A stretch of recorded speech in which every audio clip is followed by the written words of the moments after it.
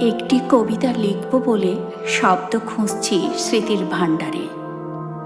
নবজাতকের নামের মতো সুন্দর হবে শিরোনাম। স্বাধীনতা, গণতন্ত্র, ভালোবাসা কিংবা প্রেম, কি দেব তার শিরোনাম? দুর্নীতি, ঘুষ, ছিনতাই, ধর্ষণ, হত্যা, এসব কি সভ্য সমাজে কবিতার শিরোনাম হতে পারে? জানতে ইচ্ছে করে। ব্যাট বল, চার ছক্কা, এসব কি কবিতার শিরোনাম হয়?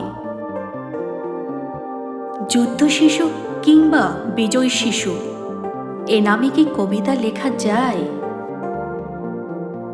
কেউ কি নষ্ট জন্ম ভেবে কষ্ট পাবে, নাকি জীবনটাই বড় ভেবে সান্ত্বনা খুঁজবে বেঁচে থাকার? আমি এখন শব্দহীন।